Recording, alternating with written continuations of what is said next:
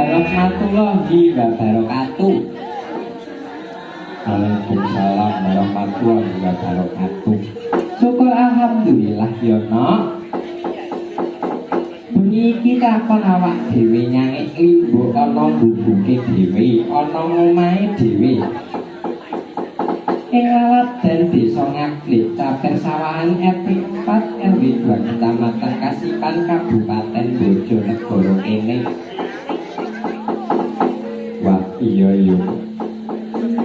Kok wayangan ning omah dhewe iki janjane dalan tangkau foto yo. Adicara bengi iki ya kuwi tasyakuran walimatul urs utawa tasyakuran pernikahan no. Ngaturake gedhe rasa syukur marang Gusti Kang Maha Agung. Jumbuh tangan firmane Gusti jroning Al-Qur'an surat Ibrahim ayat 7 nduk. La in syakartum la azidanakum wa in kafartum inna aduh tak ali nduk. La in syakartum la azidanakum wa in kafartum inna adabi lasyadid. Tegese kuwi apa, Mas? Sok sapa kang syukur marang Gusti bakal ditambah nikmate, lan sok sapa kang kufur marang nikmate Gusti bakal gedhe azabe nduk. Ngono Mas. Iya. Mula sepisan maneh ngaturake rasa syukur alhamdulillah. Awit kersane Gusti ora nyono kalungguhan iki Kanjeng Ramaku Bapak Soekarno ya Bapak Soekarji lan Kanjeng Ibu Sulistyani wis kasembadan molok kramakake putra mbarepe ya kuwi Kakang Mbakyuku Rosidah Rohmatun Nurofiyah dawuh kawan rakaku Mas Muhammad Ardian Trisutoyo putra almarhum Bapak Sutoyo lan Ibu Rasmirah ingkang mijil saking Laladan padha entuk bojo negarane ya Mak. Iya, Nduk. Malah kebeneran ben ora ado-ado banget oleh iring-iring manten. Awan mau wis kelakon pahargyan kemanten. Malah kepara Ndek. Wingi bengi ana kadroane dereng. Awan mau ya ana hiburane tari-tarian saka sanggar bedhek dandangan. Bengi iki yo gelar kelir utawa wayangan iki malah wis dilekan dening umuruning udan Nduk.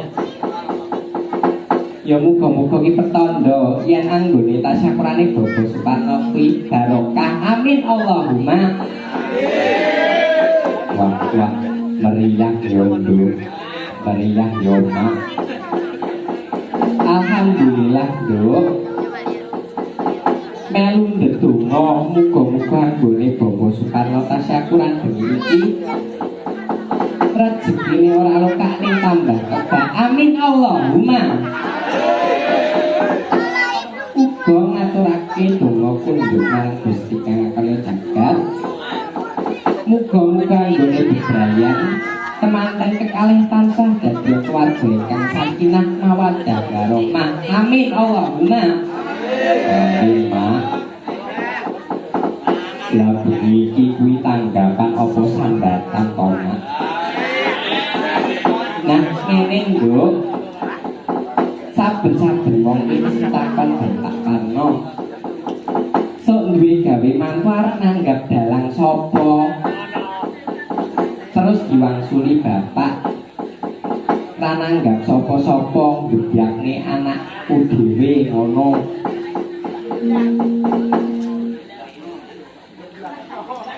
Dadi yen ngono bengi iki kuwi sambatan lho yo. Bener no? Ya kripik gedang kripik telo. Sithik edang watone rata ya Nduk, sithik akeh disukuri pokoke. No? Piye yo? Mumpung iki isih suasana Syawal, ayo ndonga Nduk. Donga apa Mak? Donga hasbunallah wa ni'mal wakil.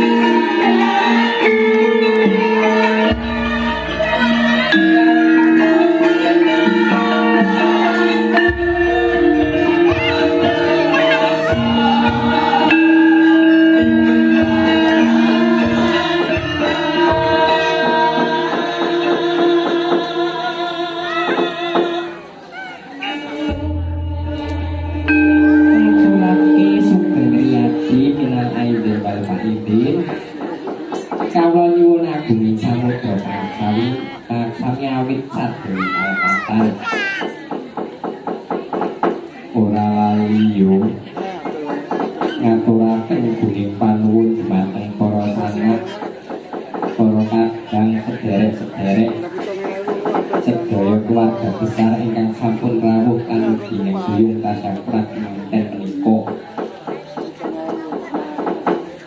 Iki uga didhawuhi para sesepuh-sesepuh dalang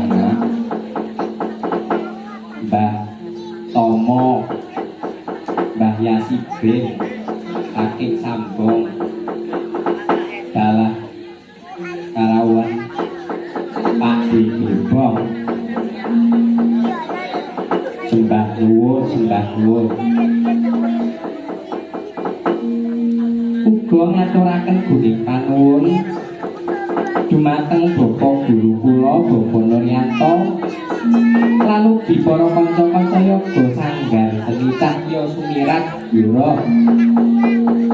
Matur nuwun uga iki ya disengkuyung dening kanca-kanca saka ISI utawa Institut Seni Indonesia Surakarta.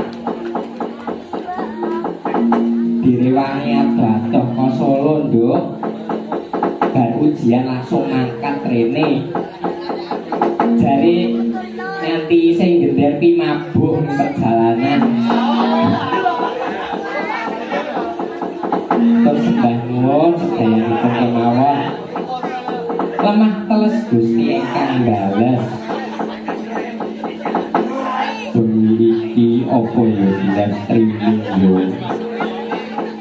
Iya Nduk, iki kok di live streaming dening channel WMC Wayang Mania Community. Sembah nuwun, sembah nuwun. Ayo saiki nembung di pesindene Mak. Iya no. Iki sindene ana 7. 7 wis saka tembung pitulungan. Kok yo iso wae to. Kawiwitan saka pinggir awak dhewe iki paling cilik dhewe.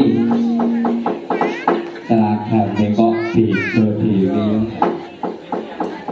Spesial iki mono bintang tamu. Kudu bintang tamu nih bintang kecil ya, bintang kecil. Namanya siapa, Dek? Kopi tambah. Bukan bisa, bisa.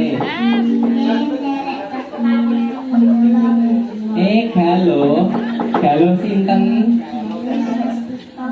Galo Mustika Mumpuni. Saniki kelas pinten, Dek?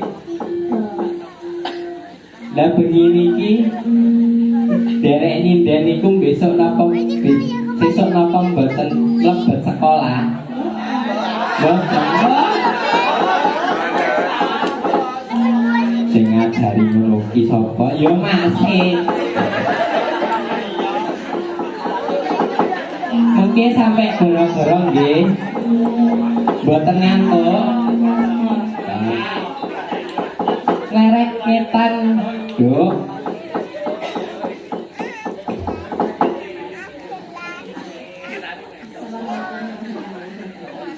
Waalaikumsalam warahmatullahi wabarakatuh.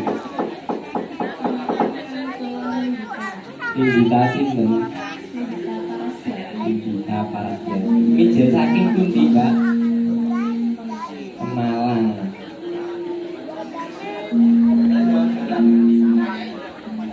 Jenengan nggih anake dalang.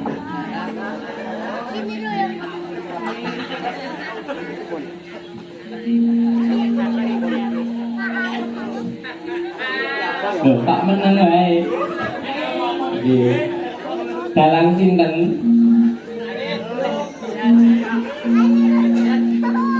Sikit sinten kabeh. Boten sikit kabeh.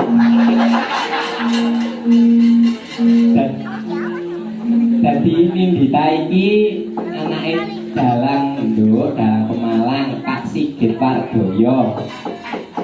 Iki ya uga dodol gapit kiper. Lanjut Mak, sampinge. Nah iki nduk. Ngopo yo? Iki sindene gawane sing ngiter iki.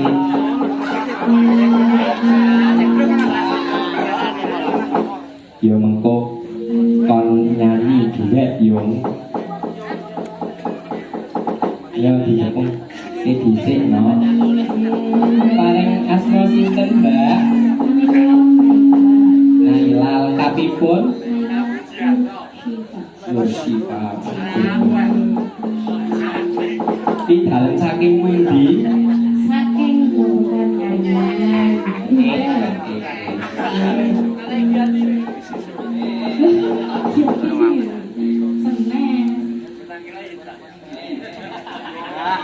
Jenengan napa nggih nate belajar sinden wonten Bu Eni?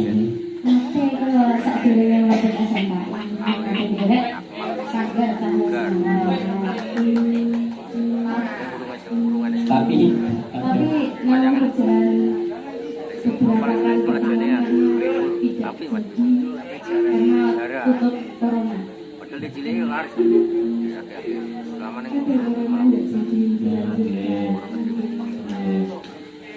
Jadi Naila iki uga klebu murite Bu Eni. Lanjut sampinge. Paling asma sinten, Mbak? Wilujeng Dalu. Derek tangan kembang asma Puspa. Puspa, nami lengkap nih. Puspa Jaya.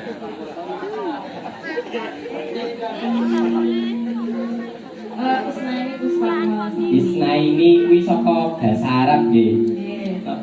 Apa jenengan anak nomor kali?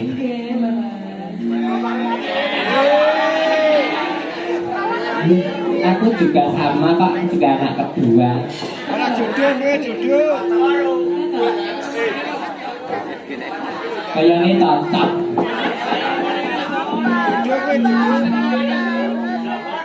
Di dalam saking pundi, Mbak? Jogja, wah, saka daerah istimewa Jogja lho. Status.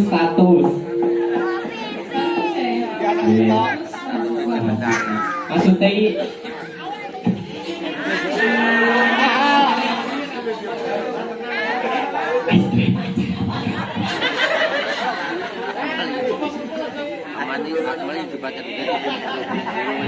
sampun gadah pacar apa dereng? Tadi yang kupi bilang apa ora?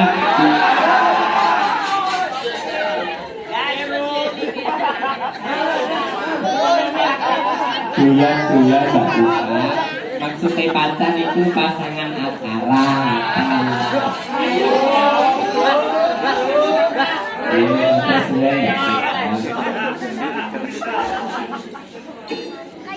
Tak banjure nduk iki uga bibit sinden Bojonegoro. Paring asma sinten, Dik? Namiku cinta.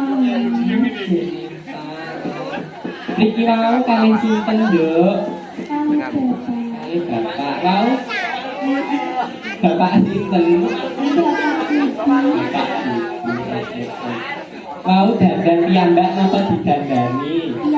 Piyambak itu wis kita dandan dhewe. Alamatipun pundi, Dik? Jalan Bojonegoro.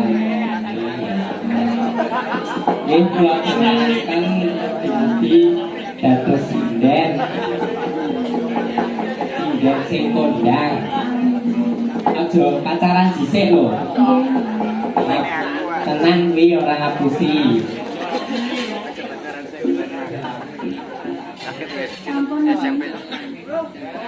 Dereng. Tenanan ki ora ngapusi, durung wiyang. Lah kok kayane wis status kae sapa kae? Juga terus robotan Tenan ora duwe rencang. Nek rencang berarti ora wiyang. Nek ngono berarti jomblo. Nggih, Mas. Karo aku wae piye? Jadi lho, saya buta. Sama-sama Bapak tembak ya, Mas. Cocok. Ya aku ya mitekno dalange ya jomblo sih.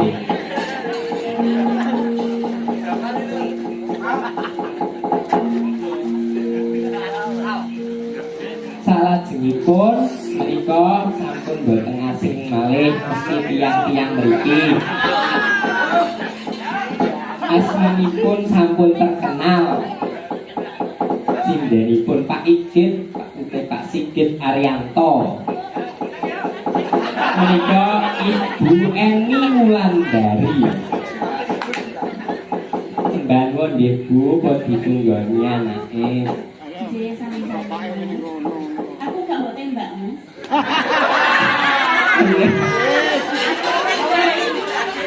Mbok ngene iki yo mau ditamani, mbok tuwek iki yo ora ditamani. Nah, tuwek iki. Halo Pak Nur, halo Pak Nur. Pak Nur ki sapa? Pak Nur ki sapa? Astagfirullah. Pak Nur ki sapa? Pak Nur Legawane jenengan. Lah iki nek garwa iki nek ning omah. Ning panggung iki umum kan. Wonten bilang. Iki sikit lho. Ngerti aku. Masane tuwek iki gak doyan glondong.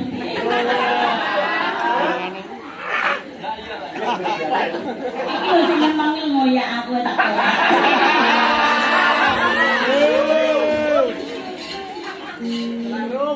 Iya, santai. Sabar, sabar. Bersihkan sautane iki Mas. Rasane mboten tegang. Nggih. Gak penak nek tegang terus. Suasana ini nek tegang iki gak enak toh. Loh, enak lek tegang. Kalau mau sholat tegang terus gak bisa.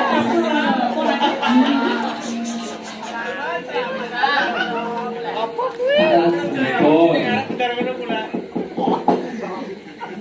jomblo. Kenapa ditonggoni ambak? Tembak. Ini orang baik kok. Jele. Paling asal sinten. Cuma tombol. Baik kawasan wis metu Trimosi. Dirian kula tesih cilik. Lah iki akhirnya gede iki wayang apa le dini. Wis semua. Wis mbak kula nggih Mbak. Boten nyono di sindeni bae. Arah bisa aku jadi lo kali sebenarnya aku sendiri ya Mbak. Tapi cek gak tahu dari koran ayo. Nyatane nggih nyata sakit pesek kinis-kinis. Alhamdulillah. Bengi iki uga ana bintang tamune lho, Nduk.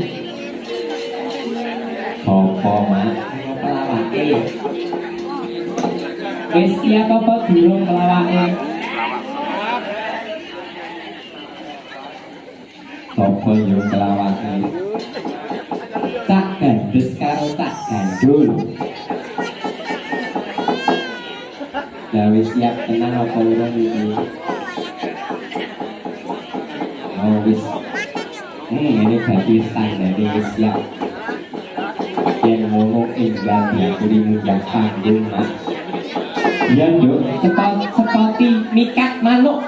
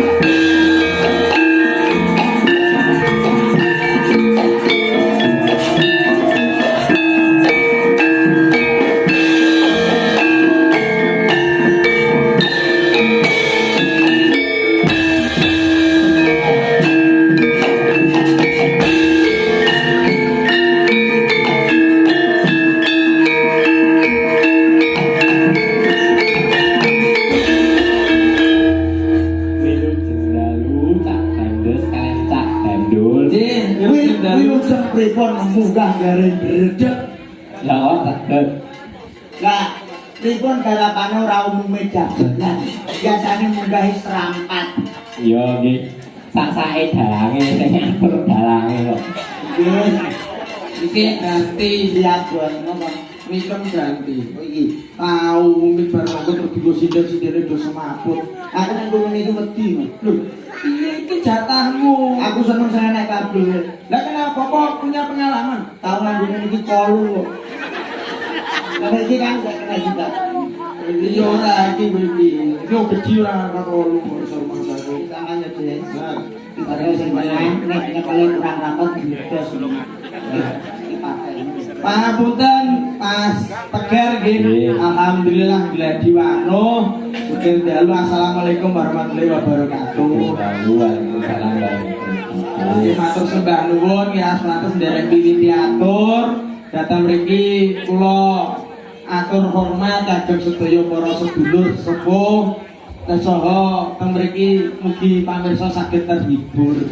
Alhamdulillah dongane kula Pak Dalang mugi-mugi sedaya pinaringan panjang umur, mugi-mugi rezekine tansah lumintu tur sumulur, ora sandang pangan uripe sangsaya makmur Allahumma amin. Ngapuk iso nek mau nek jatahe ngomong kali Pak Dalang ora gelem dongane malah sambat perkara joget. Aku di awan esok wis rene. Iya. Iki esok wis lucune tak pepet iki lucu. Ya ora kok ngono tapi ya nek jatahe dhewe lagi ngoten to. Bagian binagen itu ora koyo-oyoan. Nek jatahe aku ngendikan kalian Pak Dalang kowe iki ya rada ngisih. Niku enek wayahe ngomong dhewe. Lah aku kok kira edan kok kon ngomong dhewe. Loh, kok ora ngono maksude. Lah iki Mate ngomong dhewe iki ndelok situasi to. aku koyo itu terus. Aku dagelan. Kok iso mesrek kali. Iki kudune ngerti. Nek kene iki tinimbalan lumantar Bapak Rujito. Paham ora? Ya paham makane aku esok wis ning kene balik rene nek yo anane kowe ngerti kena apa? Lah iya ngono. Yo mergo sing esok mang urung dinehi. Aku tetep sembrono. Nek iki ngawur nek. Nek ngawur nek mangko Pak Suparno iki apa-apane wis dipasrahke karo EO. Aku nek Pak Suparno iki percaya. Betul. Aku sing ragu iki karo Pak Citone. Kowe teko kene lumantar Pak Cito. lah kok iso Lah aja nek kok duit bayarane dagelan. Wong sapine mara tuane kudu didol ae. iki pangapunten iki kedhe untuk dijelasne riyen iki. Lah kok malah senen iki aja ngono to. Apa? Baru kok Pak Jito ku pepundhene awak dhewe. Yo gurune awak dhewe. Ero. Kowe karo aku iso nyucuk, iso ndagel, iso dikenal kalau wilayah tangan ki lumantar Pak Jito. Eling ora? Beliau nyanyi duit Lho, paham ora? paham. Dwijo Permadani. Ora kowe kudu iso mengangkat Pak Jito ki piye? Ndelok pasonane Pak Jito yo pancet. Niki lho wong seni, nggih nuwun nggih. Jenengan pas wong seni anggere uripe enake mung seneng. Dadi niki pasonane iki ra iso tuwek, panggah pancet kok Pak Jito. Pancet piye? Jeneng kakek. Wajahe bareng iki sumringan. Ngono kuwi sumringan. Kowe iki ngomong apa nyenyek lah. Barep kok piye kowe bisa jujuk kalih panjenenganipun Pak Jito. Lha tapi apa dolanan kok tinggo junjung-junjungan. Iki piye to? Kuwi wong kowe, Mas.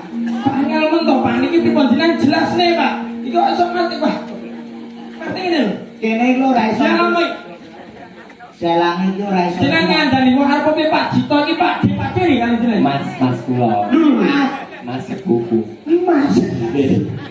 Oh, Mas. Kok bisa sopan? Ajine biar nek masih koyo ngono. Senengane ngono lho, senengane ngono lho iki yo ngono. Iki mbok kon jelasne piye? Lho niki Pak Jito iki kudune piye? Aja nek kon jelasno Pak Cito, dalane lho bingung. Lho kok bingung? Lah piye awani dadi penerima tamu bengi pemancal kota. Dek dhewe yo bingung. Lho bingunge Tanggapan kok ning omahe dhewe. Baru kopi iki yo ngrejakno ning daleme saking senenge ingkang Mbak Yu wis klaton tinampa kalian garwane wis janggiripun jodoh-jodohan jodoh. Wong bojone iki abot lho aja sembrono Lah iki. nek abot kok dilakoni. Kowe kancan rada abot tenan wong nganten lanang gedine ra umum. Terus aku ya wis kesuk kok ngene. Mati ngene lho, Dik. Kok dadi ngenteni kudu iso ngomong rasa nggih ngoten iki padahal. Kudu iso ngomong rasa amre piye carane wiwitan nganti pungkasane puputing Yosua ki langgeng. Ngomong kok rasa, ngomong ki anak. Nek ngomong rasa piye carane? Apa ya rasa ki ngombene susu? Kok wangel to, menganu kok wangel men to dadi wong aja ngengkel ae to. Tekan ora tak bilani ngengkel kathek yo panggae sik mau tinggal. Tinggal piye? Kena sing niladekne saka kene aku ning omah yo panggang rono sok rumah saku ae. Matre yo. Lho. Wah, bocah kok. Kok iki kudune seneng-seneng iki nyon mampu ngerti ngandel ngerti ora kre. Bintang tamu ngene iki lho. Apa? Metu nggawa catetan ben ketok larane, catetane kok suwean terus. Iki ngene, Dik. Aku nek ra nggo catetan iki, aku iso wah untuk kedosan aku. Lah kok iso dosa? Iso bancake jeneng abang kalian nganten putri, putranipun Bapak Suparno. Lah sebabe Wah, asmane dawu kaya mobil R3. Mbak manten. Uga Rokiah ngono to. Asmanipun iki R3. Dawu Kayak mobil. Rosidah Romatun Nur Robiah. Lho, R3. Aku mari eling ae tok.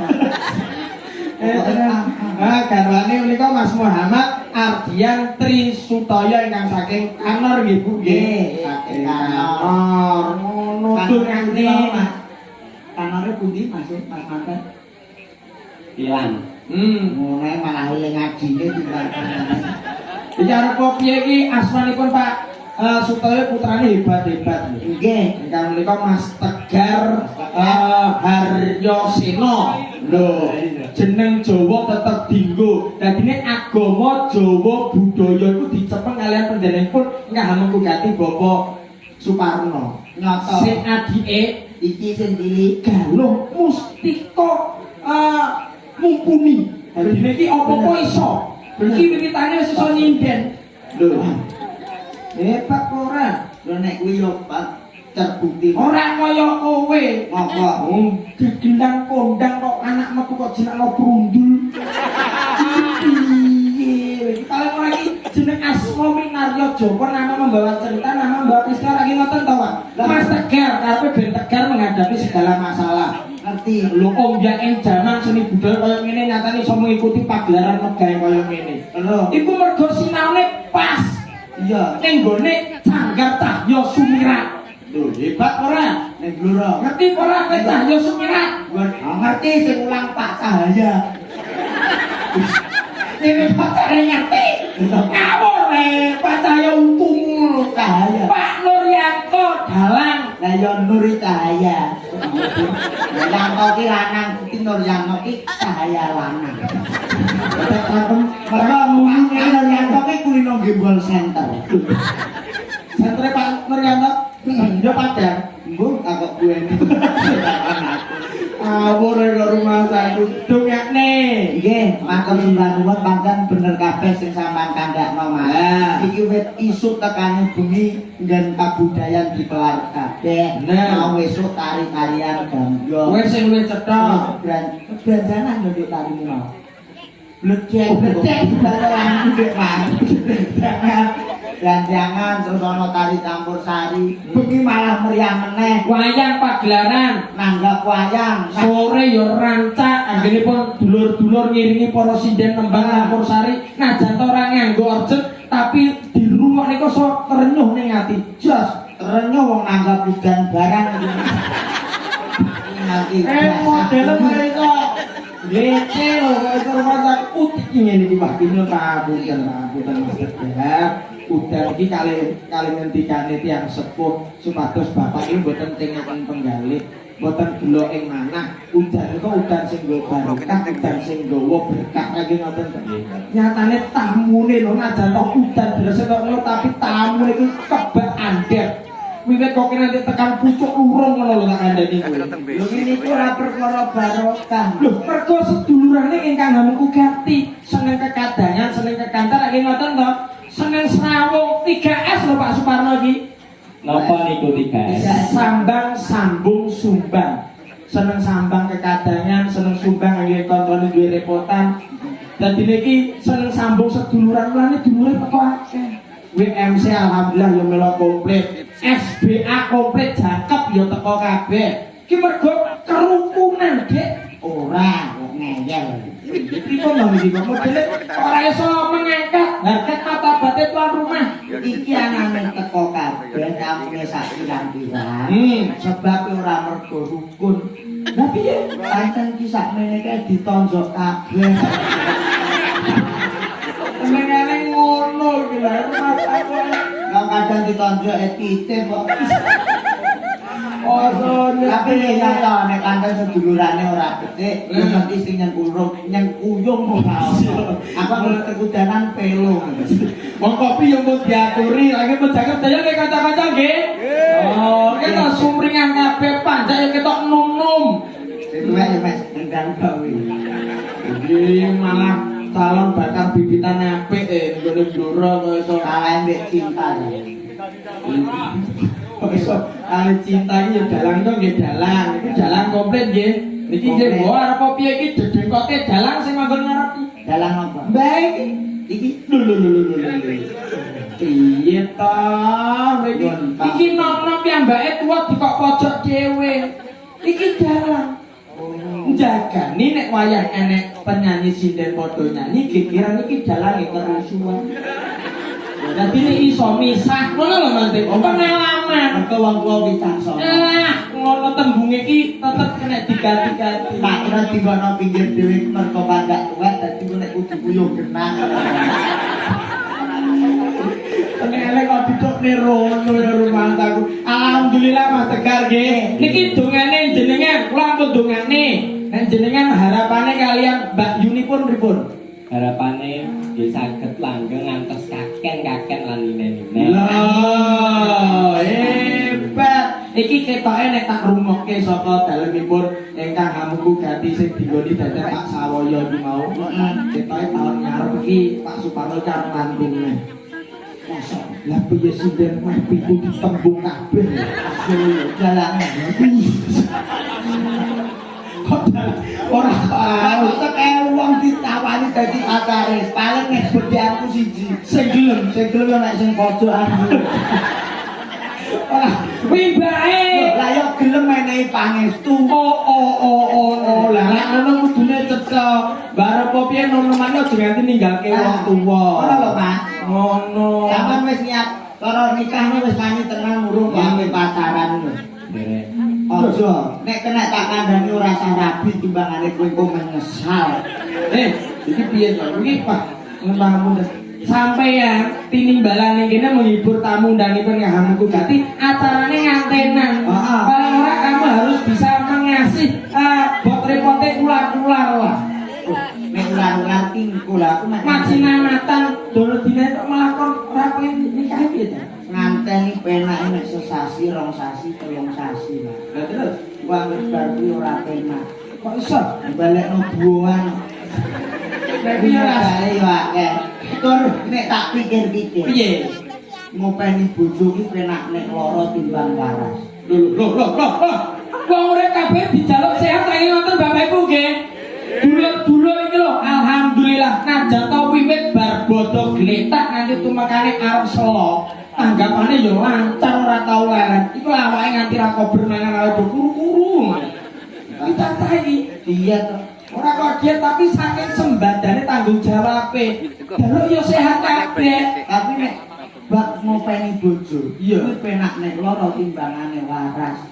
Kok iso ngono iki piye? Wong lara gaweane apa? Yo mung gak bot Turu. Iya. Nek kowe lara gaweane turu, kowe ora diseneni bojomu. Tapi nek kowe waras, ora mergawe gaweane turu, ora dikeprok kulkas oleh bocah. Iki kontrol kok iki. Tapi nek setan iso mergawe, Dik. Mergawe mah enek lah nek ra enek, Yo merongos. penak iki nek lara. Loro penake nggih napa kok loro iso penake lho. Lho kowe lho nek lara, Mas yo ora nyambut gawe, mangan digoi. Ngombe Dijupuk pendetne. nguyuh diterene. Adus. Adus didusul. Tapi nek kowe mergawe awakmu sehat, Lho kuwi lho kowe ape mlibo nangis sampe sirah muncul. Iku kadang bojomu yo wis ra ngopeni kowe. Iki banget curhat. Bahkan kita tahu story karo kowe. Iki ilmu nyata, Mas. Tur nek kowe duwe bojo loro, kowe gawean turu enak sing niliki. Lah nek kowe waras, sing ape niliki kowe sapa? Jajal kok mbok kalkulasi umpama. Tenan, iki kok malah penak wong loro iki piye ta konsepmu ya? Jajal to, umpama kok Nek waras, nek wong dolan ora ono. mesti ora nggawa malah ngugoi.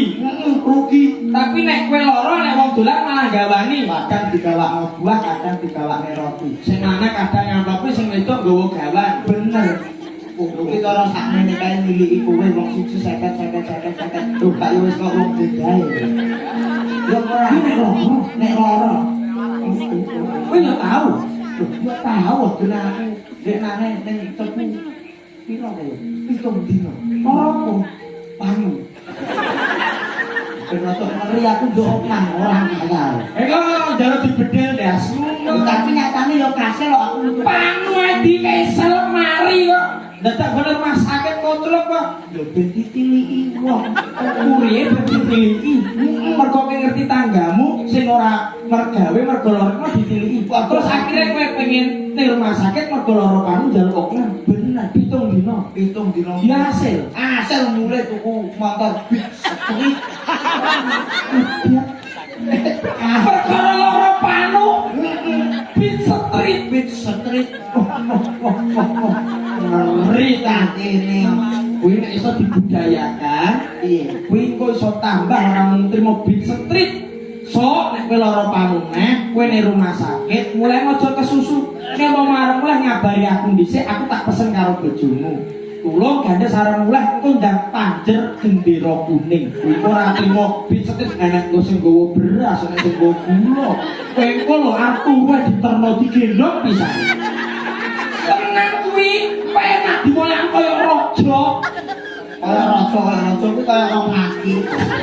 Lah kowe yo gelane kok dijare yo sehat kabeh. Aku nek sementara iki kon mati moh. Lah kenapa bagi? Innalillahi wa inna ilaihi rajiun. Sing ora ana dianake, sing ana ning alam dunya besok bali ngersane Gusti. Kabeh bakal mati, Dik. Ero tapi nek iki dina gak nangis aku. Medeni kabare nek wis mati rong taun ditekel polisi kae. Pakai polisi ya. Aku iki dina mau mati. Kabare mati rong taun ditekel polisi kae. Modele kok kaya wong telat pajak ngawur ae, Bro.